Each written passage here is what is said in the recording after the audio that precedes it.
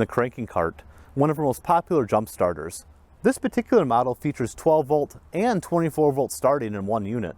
We also have models dedicated to just 24 volt and just 12 volt.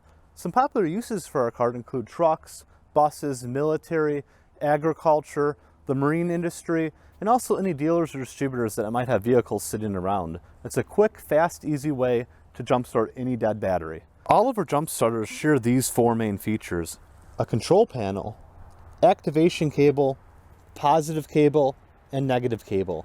Our combination units, or dual voltage models, you can select between 12 volts and 24 volts depending on the application.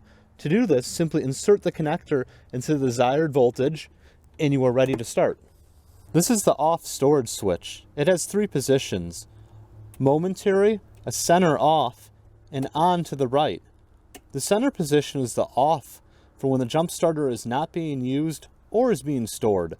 Press the switch to the left and you'll see the capacitor's available voltage displayed on the capacitor readiness meter below. Press the switch to the right and the unit is now on for vehicle starting and capacitor recharge. This is the position you'll want the switch in when you're using the KrankingKART to start your vehicle. If the KrankingKART is dead, hook it up to any running vehicle or battery and press the switch to the right. The jump starter will recharge itself in less than 30 seconds. This is the incorrect polarity buzzer. If you hook up your cables backwards, this buzzer will sound. If you hear a buzzer, switch the terminals before you get started. To jumpstart a vehicle, connect the red or positive clamp to the red or positive connection on the battery or starter post. This will be marked with a plus sign or red indicators.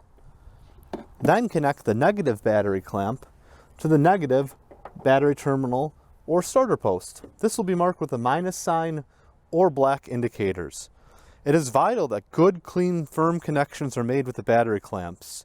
Quite often the battery clamp connection is done hastily and it is too poor to support a good jump start.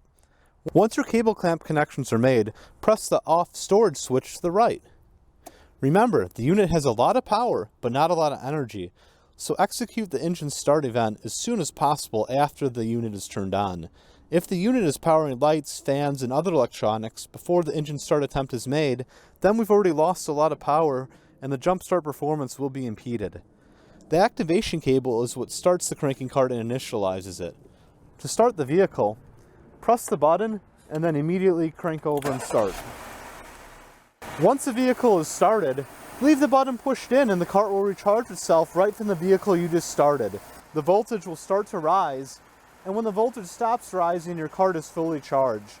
This takes usually 30 seconds or less. You should now return the off storage switch to the center position. This turns the unit off. Recharge a KrankingKART after using.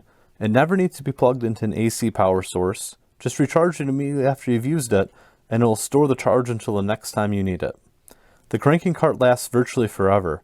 It can be recharged over 1 million times. Store the KrankingKART anywhere. Because it's not affected by cold temperatures, keep it near your vehicles for easy access. No maintenance is required for the KrankingKART.